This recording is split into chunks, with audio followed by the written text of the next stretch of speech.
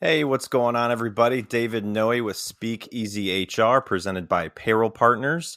It is Veterans Day. It's November 11th, episode 14. So I want to first just thank all the veterans, the brave men and women who have served our country and have fought for our freedom. Super exciting day for everybody to just thank them and, everybody that are impacted by them. Thank you for defending our freedoms. We honor you, veterans, today and every day. So wanted to make sure to start the episode with that. We have an exciting topic today. Dr. Paul DeChant is going to get into a topic that I want to learn a lot about, and I'm sure everybody that have tuned in live to watch this with us. We will have the chat on live with YouTube and LinkedIn. So if you do have a question about what we talk about, please chime in. So if you've never been on this podcast live, welcome. If you have been on it before, welcome back. But we have a few things to get through before we start in this topic. But I want to first introduce our guest today, Dr. Paul DeChant, or Paul, if you want me to call you Paul. You have 25 years of experience practicing family medicine. You've co-authored a book, Preventing Physician Burnout, curing the chaos and returning joy to patient care. You are an adjunct professor for the University of Colorado Denver Business School, principal and co-founder of Organizational Wellbeing Solutions, among other things.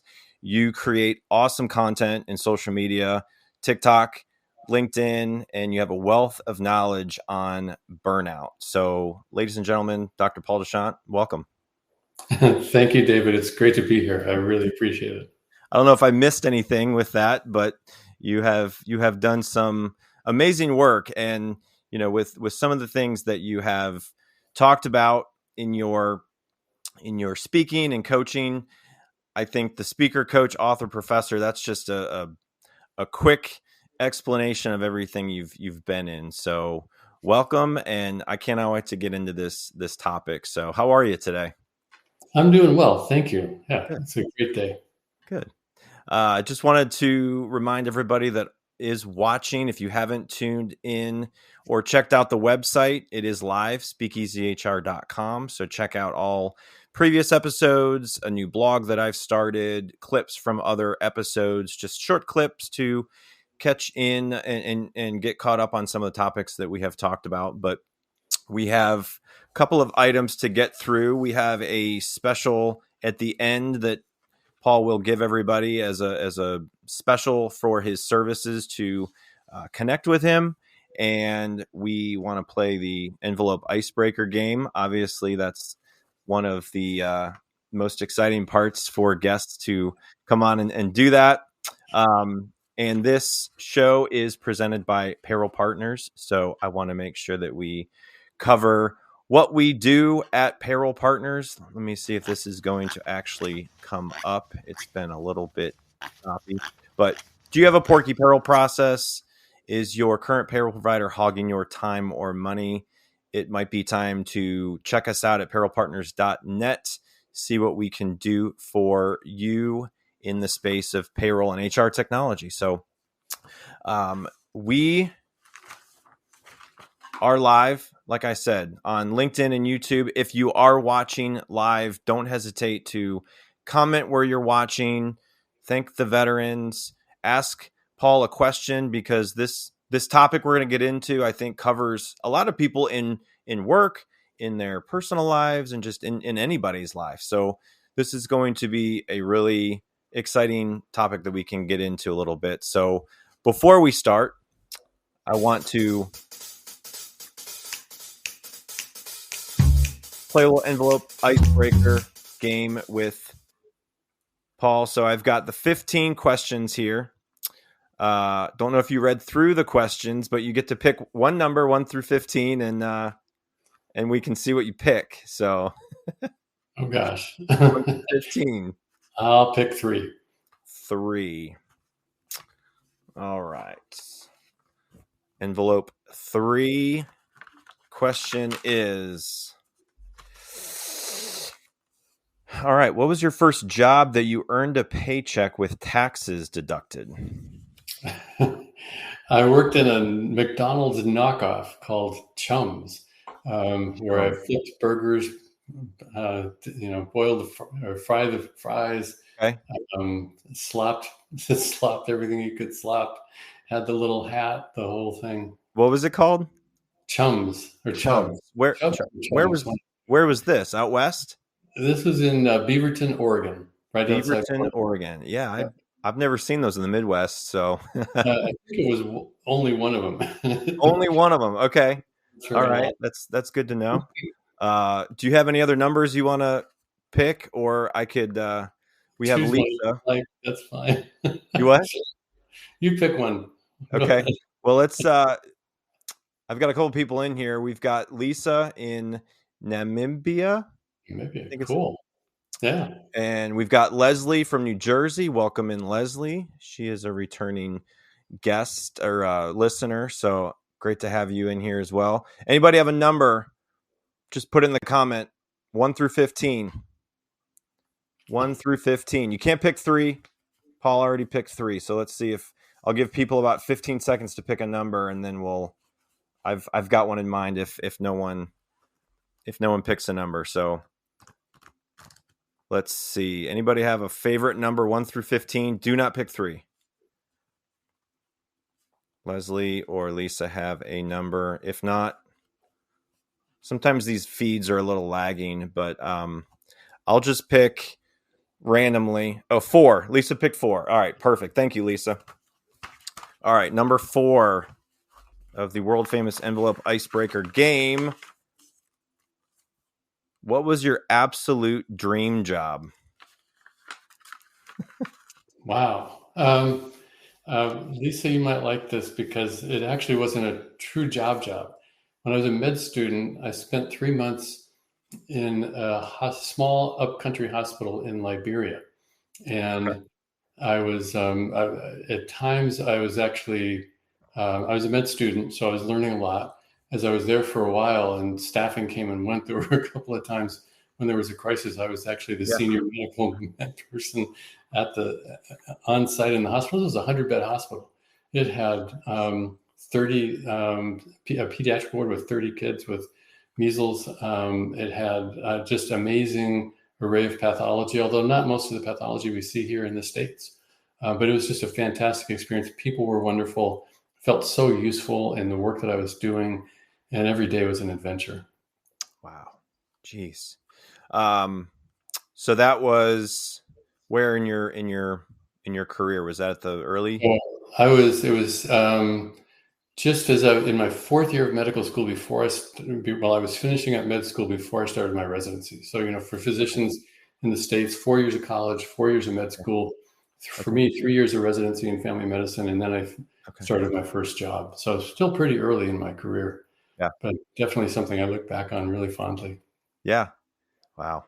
So have you traveled around the world with your work? Has it been a lot of just being in the United States, or was that trip just one of many?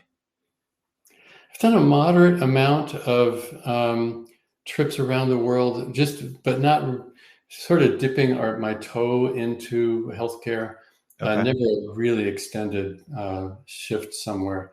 But I've been to India, Mexico, Haiti, seeing a lot of places that are, tough places where people suffer, and a lot of opportunity. And I've also worked across the United States. I worked in California, Colorado, Pennsylvania, really gotten back and forth. And in Pennsylvania, it was rural Pennsylvania, California, mostly Bay Area, sort of suburban, urban. And in Colorado, it was rural, it was up in the mountains. And that was a great job as well. I worked in Breckenridge for 8 years as a small town family doctor and the ER doctor at the base of the ski hill. So that was some stories. But also, we're going to get into talking about burnout, and to me, so much of burnout, what's important about it is leadership. And there, I got into leadership as well. We merged a bunch of small practices into a larger practice because kind of change was happening in corporate healthcare at the time, and we needed to do it as doctors just to keep our voice at the table. Yeah. Wow, that's crazy. Yeah. So let's get into this a little bit because I think we have a lot to cover. I have a lot of questions for you. I'm sure there's a lot that you want to cover. So, among the work you're doing, you are an adjunct professor for University of Colorado. That's and you're living in California, so is that more of a remote kind of role, or how's that work? So I actually got my MBA at the University of Colorado, Denver, Okay. and kept in touch with folks there. And this opportunity came up to teach an introductory course on leading individuals and teams for the healthcare MBA students Okay. at CU Denver. Okay. And so I actually was on campus twice. I flew in for the first class and the last class. The classes in between we did virtually. Okay. Very neat. So you're still doing that, correct? Yeah, so I've done it once. We're getting ready to do it Okay. probably again next year, and looking Okay. at perhaps another class or two to teach as well. Okay. And then you co-authored a book, which that's been more on the physician burnout. And what kind of struck you to do that? Was that something that you thought about for a while? Was it something that you just at some point decided like you had a lot to go through in this topic and felt like a book to really help people understand it? You know, what led you to write that book? Yeah, it was really kind of a culmination of a journey. Yeah. As practicing as a doctor for 25 years, every day in my office, I was slowly burning out a little bit, wanting to fix things that were wrong. And I was gradually getting greater leadership positions. Ultimately, I became the CEO of a 300 physician group in the Central Valley of California. Okay. And there I saw the opportunity to actually truly make a difference, and started to put into place a way to fix the challenges that the docs were having. As the CEO, at the time I became CEO, we were $9 million in the hole. The pressure to fix things quickly was intense, and it was really tempting to try to micromanage and issue mandates, but I knew that would create problems. I mean, I spent these 25 years myself wanting autonomy to fix things as a doc, and so we found a way to actually give people local control, to act locally, to fix the problems that they identified in their offices.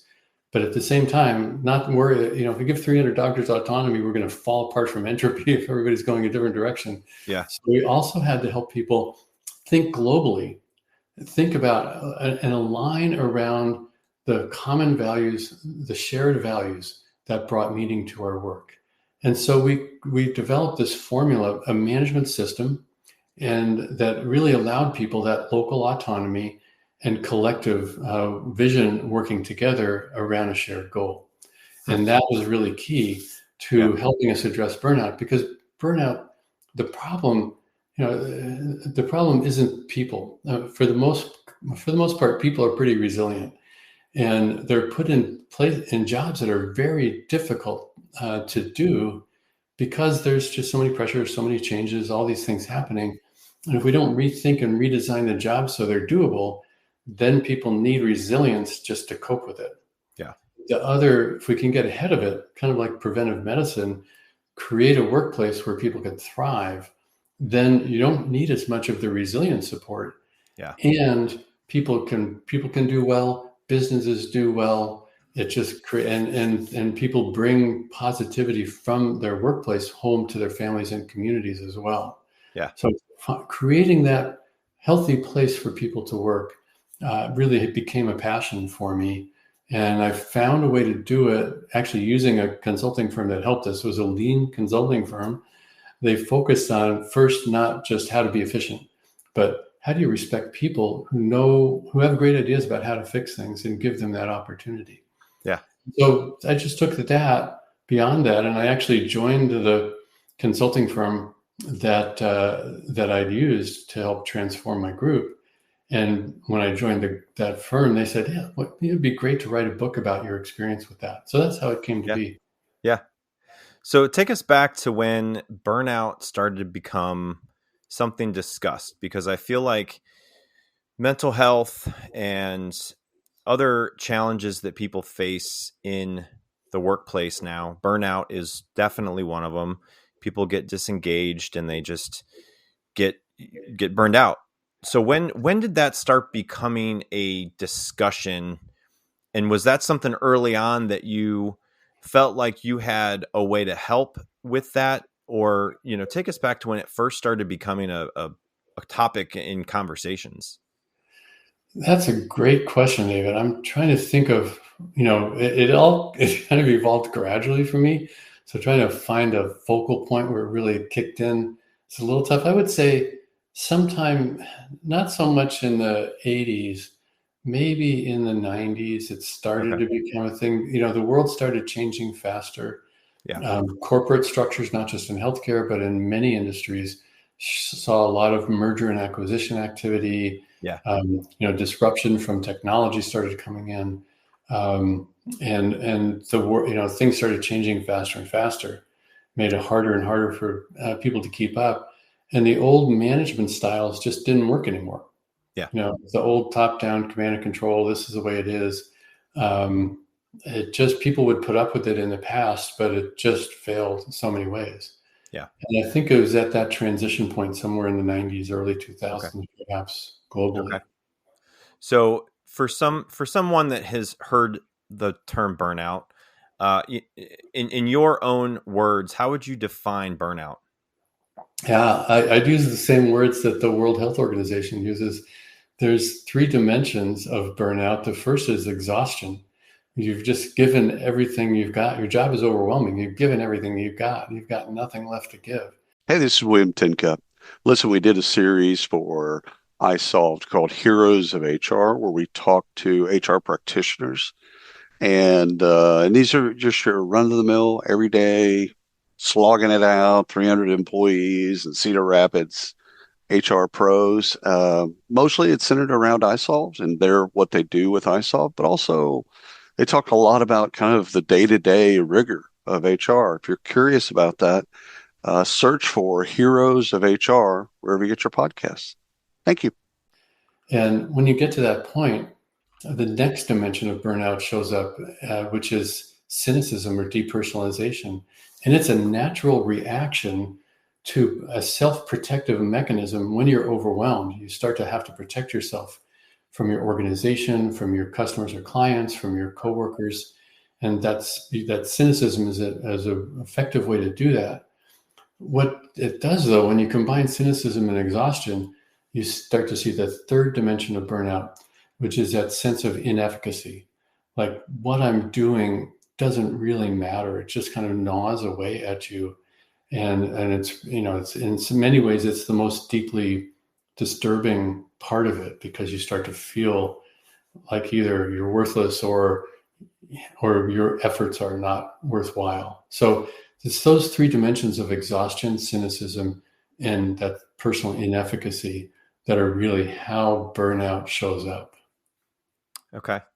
No, that makes total sense. And I think signs of burnout and how to identify those as a leader, as someone in an organization that has the ability to make an impact, whether it's HR, direct, leadership manager, whatever. What kind of signs do you first kind of see in somebody that you might feel like there's going to be a future issue where you want to try to get out in front of that? Yeah. So I think it's important when we launch into this discussion that you see the signs of burnout in a person, but those signs of burnout in a person are an indication not of dysfunction in the person, but of dysfunction in that person's workplace. Yeah.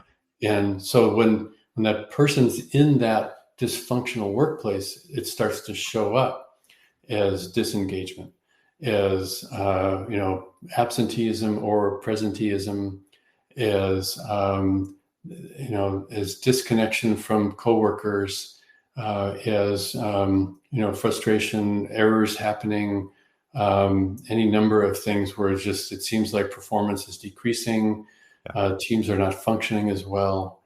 And those are the start, it's a kind of a general gestalt of negativity. And then that can lead to, in the individual, ultimately leads to things like depression, substance abuse, family dysfunction, and even suicide. And, all those are downstream impacts of this.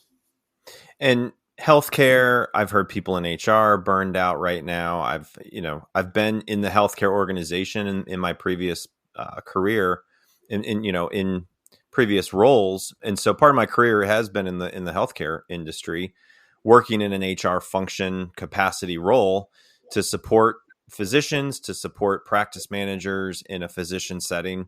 So I have seen it.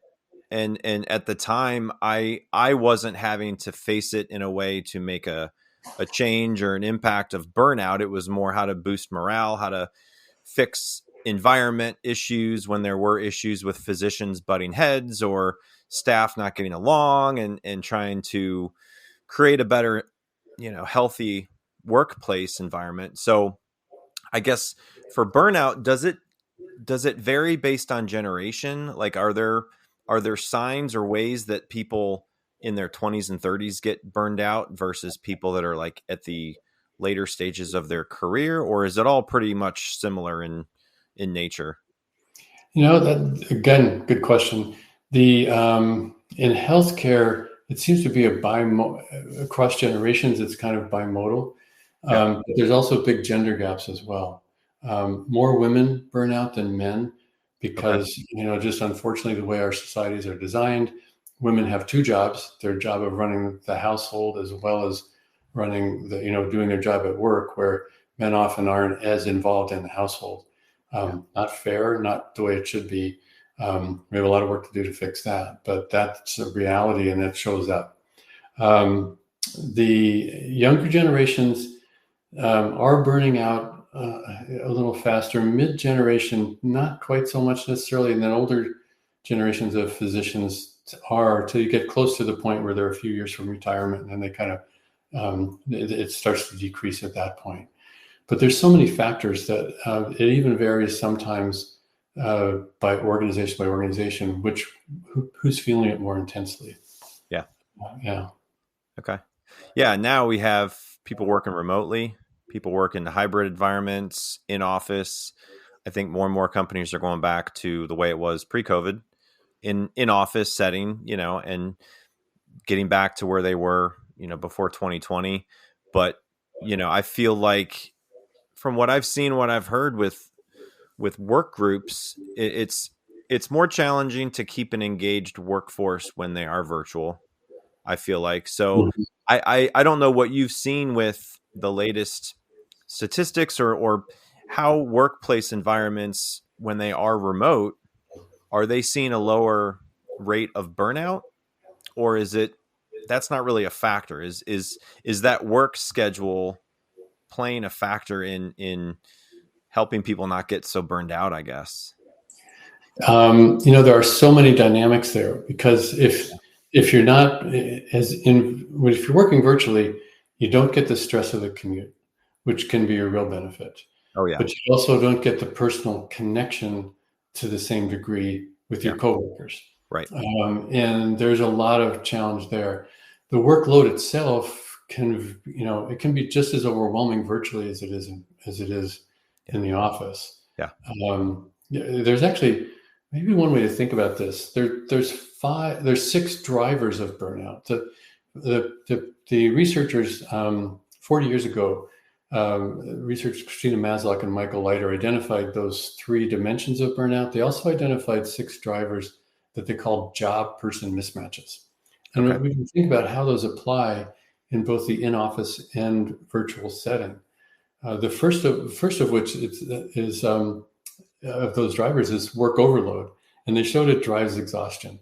And I like to sort of joke, really, I think we all could have figured out that when you're working too hard, you get exhausted. Yeah. And the challenge is most people, they think all there is to burnout is I'm overloaded and I'm exhausted. They stop there, and there's so much more to it.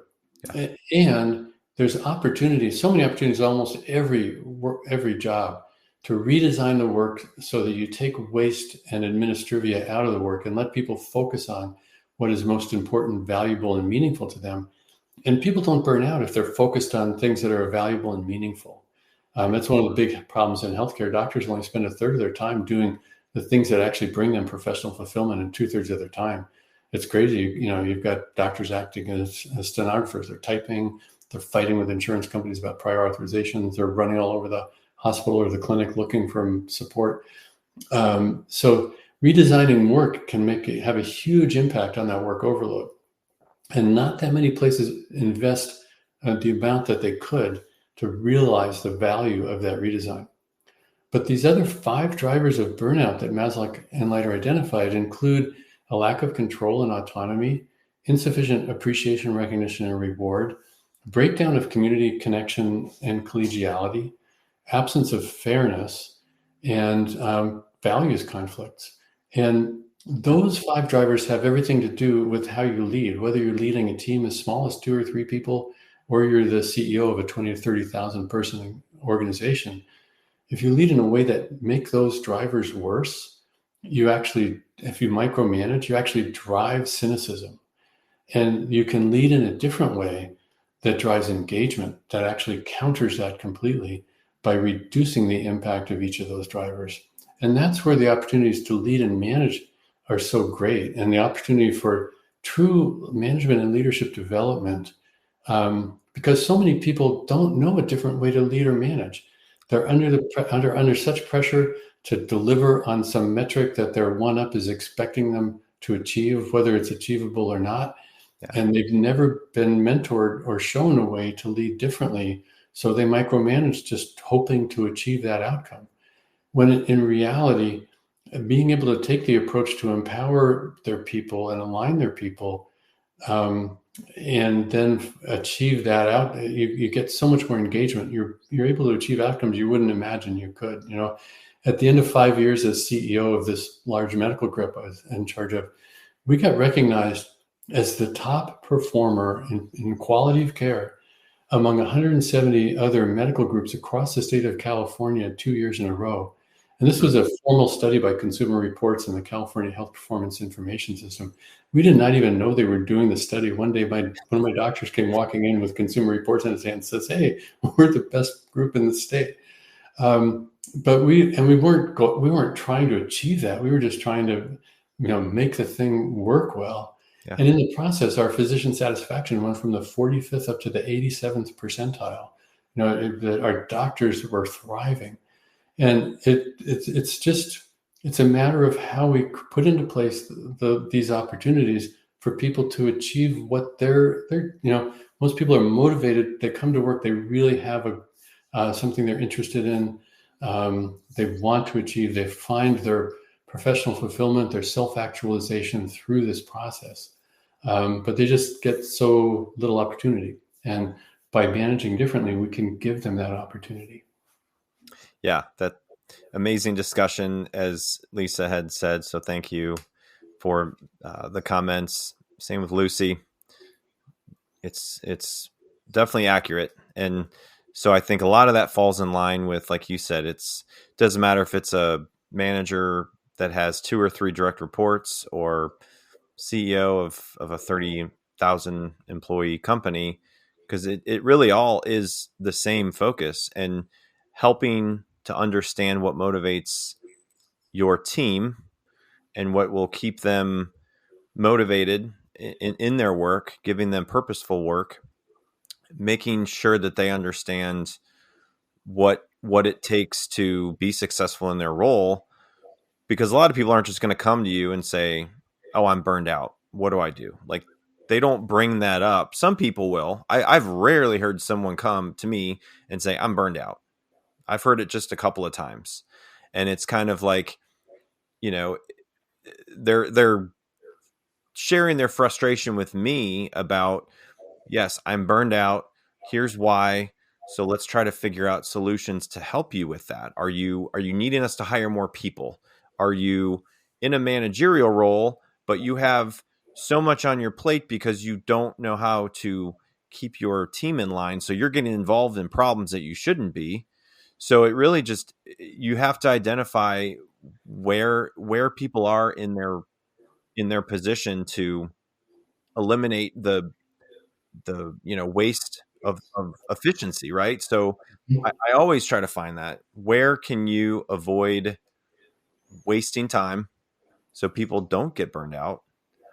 Because every every organization is going to be different. So I think, are there some examples where you have seen that, where people share that they are burned out, and you don't even you don't even know it because they don't really, show it, but they truly come to somebody, or it may not be you, but someone you work with, and say, "Hey, I'm burned out. Like, what do I do? Like, I love my job. I love this company. I love working here, but I'm burned out." Has that come up before? It's becoming more acceptable, but there's a huge stigma for most people to admit to burnout. It can be, depending on the culture you work in, it can be a real career limiting statement to make. Yeah. And so people are very hesitant to do it. I mean, that's been a huge challenge with physicians. There's 300 to 400 physician suicides in the U.S. every year, and there are physician suicides across the world. But the stigma of a doctor saying they're burned out, the impact that would have on their future career is huge. And so there's a significant effort going on actually across the country, across the U.S. right now, and actually going international, around reducing that stigma of people admitting that they're stressed, that their doctors in particular, or nurses, stressed, burned out, looking for psychological help, connecting with the therapist, and having that be something that's valued and seen as a sign of strength rather than a sign of weakness. It's a big challenge and a big deal. Yeah. In terms of redesigning the work, that's where bringing in some outside resource can be really helpful if that resource takes the approach of not coming to say, we know how to do it better, here's what you do, but you all know you have a lot of good ideas you'd like to try, you just have never gotten the opportunity to do those. Yeah. We have the expertise in helping a team do that process far more efficiently, so the team's not wasting time trying to figure out how to do something like that they've never done before. Yeah. But people come out with amazing improvements, reductions in the time it takes to get work done, reduction in the number of hours people spend, and particularly in HR. There's many places, certainly I'm familiar with healthcare, where it can take months and months and months to replace a nurse who leaves by the time it goes through all the complexities of the HR process, the credentialing processes, all these other things. And so much of that time, we've taken groups through processes where they've taken it from 6 months down to 30 days. Yeah. And with no deterioration in the quality of the service. In fact, it's improved.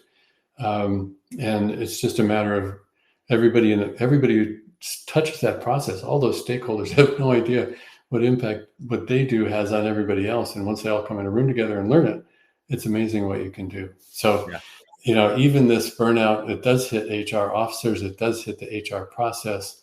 There's just so many opportunities to make a difference. Yeah. And Lucy commented, many people do not care when you tell them you are stressed. This occurs even in HR. So it's unfortunate. And I think it's becoming more and more of a conversation, especially with, my previous guest last Monday was talking about mental health. We kicked off the month. It's Men's National Health Awareness Month. So it's really interesting that this is becoming more and more of a conversation to find the right way an organization to support their team, knowing that they're dealing with a lot in their life, work, life, family, outside stressors and things that they will bring into the workplace. And it may cause burnout. It may cause them frustration to decide to quit the job and move on. So then you have positions that are sometimes hard to fill. So I think trends into next year, obviously recruiting and filling jobs and folks that are still having a hard time finding good people to hire is still going to be a problem. It's still going to be a challenge. So I guess what advice would you give if somebody is watching that is in an HR role, a manager role, someone that can make an influence on the workplace? What would some of those steps be, or things to look out for, or tell them kind of what would be some good steps to focusing more on burnout and how to I guess, avoid it, how to help? Is there some steps to take in just evaluating, getting feedback? Where would you tell someone to start if they're trying to make this an impact in their Yeah. Depending on what role you have, there's different ways to start. The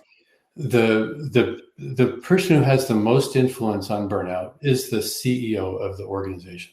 No question about it. They set the tone for the culture. And if they make the statement that, if they commit themselves to this and own it, this is not it's something you can delegate some of the steps involved, but you can't delegate ownership of this kind of transformational change in the culture of an organization. And too often, I think CEOs have so much on their plate. If there's an opportunity to have a wellness officer or director, they can think they can assign it away. And it doesn't work that way, because we really have to change the culture in the organization itself. And it's doable once you have the process and you can see how to do it. What I tell people in high leadership level positions, the first thing they can do is to go shadow people while they're working, actually see the challenges they have trying to do the job. Because when you're in a high leadership position, you have no clue. It's impossible for you to know, because people aren't going to come and tell you the problems. But if you go and look and with a supportive approach of, I'm here to help, and it takes preparation. You don't just drop in out of the blue unannounced and not freak people out. Yeah. But if you come in and say, hey, we're trying to figure this out. We're going to try to make a difference. I'd love to understand what the challenges are. And I'd love to just watch you work, see what you're doing. Then it can make a difference, and particularly over time. So watching, observing, asking people what could be improved, asking them what they think you as the CEO or the senior leader need to know in order to help them do their jobs better. Taking notes, taking action, even small actions immediately, and communicating those broadly. Yeah. If you're a frontline manager with a smaller team, just thanking your people every day for something they did that made a difference, and being specific about what it was they did, how it made a difference, what impact it had, and even how it made you feel. Those kind of things are huge, and they're easy to do. It doesn't take a whole program design to do that. We're doing that tomorrow. Right. And you can start shadowing pretty quickly if you're in a leadership position. But even the CHRO can benefit from going and shadowing and seeing what the challenges are. It's something that everybody can do. Yeah, I'm just bringing up some of the comments because I think some of these things they're basic. It's empathetic leadership. People want to feel heard and cared for. They're coming to do a job, and they want to feel like the managers, the leaders are going to show empathy, and just some of the things that a lot of people don't focus on enough. So it's one thing to say that you do these things. It's another thing to actually show it and prove that you are going to show empathy. So acting and being that, model of the company in that kind of role, the CEO, the CFO, whoever it is, the manager, acting and talking about empathy and showing it and really just helping people understand when they have issues, they want to feel heard, and they want to have someone to go to, whether it's an HR or somebody, so that they can find a way to address it and help them through those things. And that's going to go a long way. And when you have people like that feel like their company is behind them and supporting them, you're going to probably keep that employee longer. And if they're a good worker and a good employee, then you're not going to have open positions and having to fill positions every month. So yeah. There's organizations that have been doing this well for a long time. Yeah. They didn't go, they went through whatever major crisis we've had over the last few decades and did not lose employees. Yep. And, they did not have a great resignation, and they've never had trouble recruiting people because their culture is so well known in their communities. People want to come to work there. It's just a matter of it takes time. The other thing is if you're trying to do this and you're motivated and you go in and you do something different, it may not be well accepted right at first immediately. If it's a significant change, people will be suspicious. You got to stick with it. It takes time. It can take weeks, months, or years, depending on how big the change is you're trying to achieve. But Right. you know you're doing the right thing. So and you're in a position that makes a difference. So it's worth pursuing it. Right. Yeah. As Brittany said, something small can make a big difference, and it's free. And that's spot on. Lisa, this is the main podcast. This is an amazing podcast and guest. Thank you, David. Seems basic, but it is not. So it really is, like, it's the basics, and not overcomplicating it, because it doesn't have to be complicated. And if you have a culture and core values that really align with that, then people are going to see it, and you're going to have employees who are going to make the workplace better, make the culture better. So as you said, like the top shelf topic, the problem with burnout is the workplace, not the worker. So, fixing that workplace issue isn't going to happen overnight. Like you said, it might take some time, but if everybody is bought into it, and the CEO, the owner, leadership are kind of steering that shift, and showing employees that they will feel heard, and they will feel valued, and hopefully see the empathy behind the leadership team, it really might make a huge impact on the mental health, the burnout ratio of the company. Because if you gave everybody a poll and said, on a scale from 1 to 10, how are you with burnout right now? Some people may not even respond in an honest way. They might just say, "Oh, I'm good," because they don't want to maybe put themselves in a position where, like you said before, if you bring up the fact that you're burned out, what is the company going to do in that situation? Feel like, oh, they can't handle this job? Should we find a replacement, or help them and support them and say, yeah, we hear you. You're burned out. We hear you. Let's find ways to fix it. So, what other trends in this topic of burnout do you feel like leaders and business owners and HR are going to face next year in 2025? 2025. Wow. Real quick, one thing about, if you're in a middle management position and you start to pursue this and you don't necessarily have support from above you in the company, which unfortunately is the case. I've certainly been in those situations myself. You can still make a big difference. It's also important to do as much as you can to keep connected with the people you report up to, explain to them what you're doing and why. Because if you're acting very differently, even if you're getting great results, people may think this person's not really a team player, even if they're getting great results, and that can even put your own career at risk. So do pursue this work, but do to make sure you're talking to your one up and making sure they understand why you're doing what you're doing, and that you've got some agreement and approval and support from them in the process. Yeah. Going into 2025, I think we're going to see, there's a couple of things. First of all, we're coming out of this election that's just been brutal on personal relationships. And, in so many companies, you've got people on a team who are on both ends of the political spectrum, and helping those teams heal is going to be so important. Coming back to those basics of building that community and respect, finding what common values we can find and building around those, absolutely vital. With the changes that are happening with technology now, with AI, there's going to be so much threat of disruption that being on top of, being as on top of it as we can is really key. And, being aware that people will start to feel threatened. There's, not only are blue collar jobs going by the wayside, but white collar jobs could go by the wayside as well.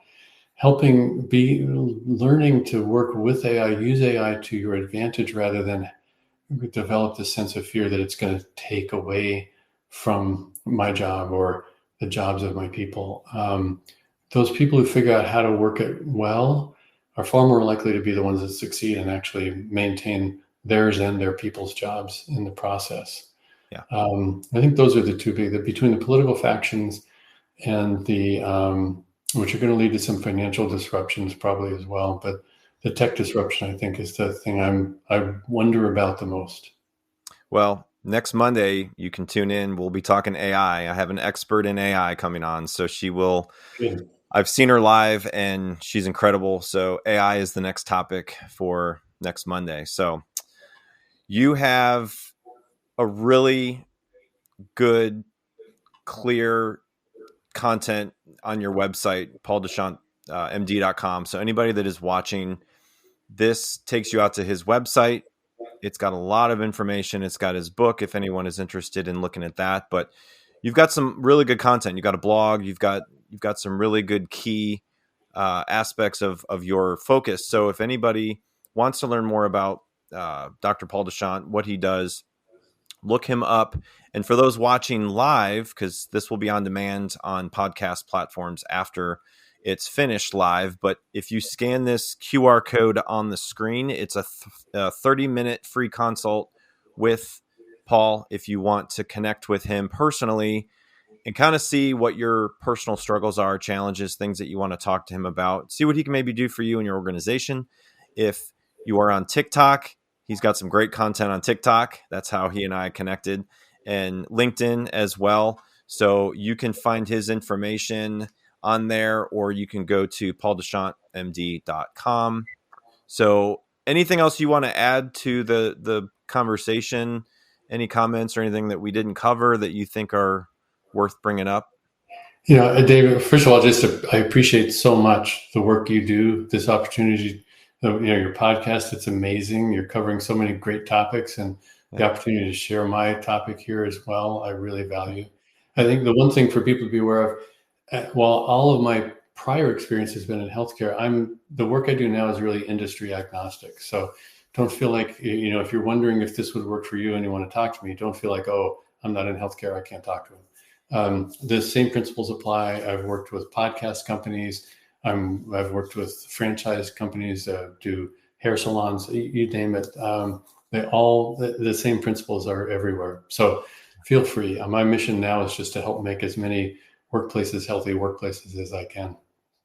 Yeah, you're doing amazing work, and we need more of people like you out there to help. So there's a lot to be done, but you can only do so much. So we obviously rely on people watching this podcast and learning about what you do and find ways that they can bring what they learn back to their workplace and their job and personal life. Because like I said, there's a lot that people have gone through the last few years, and in a pandemic, and if it's been a layoff they've dealt with, HR individuals, I've had some really struggled, challenging situations in my career the last few years. So it's something that we will always, I think, focus on in the future, mental health awareness and trying to avoid burnout, because as different generations come into the workplace, how they work and how they interact and how they are managed is going to be very different as what we've seen in the past. So you've seen a lot of that. You've seen the evolution. So again, anybody that wants to hear more about how Dr. Paul DeChant can help you personally in your position, certainly scan that QR code or go to his website and make sure to connect with him. So I really appreciate your time today. It's been great to talk and finally get connected. We've been, chatting about this for quite some time. And so keep doing what you're doing. And I really, value what you do and appreciate your time. So wish you the best. And you have any upcoming books or anything you're working on in the future? No, well, I think about books. It's a lot of work to write a book. So I have thoughts, but I'm sticking right now, I think, to TikToks and blog posts and podcasts. Yeah. And well, I so appreciate you and the work you're doing. Yeah. Hosting a podcast is a lot of work. Yeah. And I haven't taken that on yet. I'm happy to be a guest. And I'm glad for what you're doing, David. It's making a huge difference. Yeah, that's why I do it, because I want to bring people on like you that are passionate about a topic and really help that person share what they know in their world and in their insight with whatever topic it is. But like I said, next week's AI, and I don't use AI as much as I probably could. And she asked me, she's like, "Are you doing this? Are you doing this?" And I said, "Nope." So there will be things that I'm sure I'll learn, just like everybody else on the on the show watching. So, but hope everyone has a great Veterans Day. If you are off work or if you're working, thanks for making this part of your day. And Paul, we'll talk to you real soon. Have a great rest of your day and take care. Thank you so much. Take care. All righty. See ya.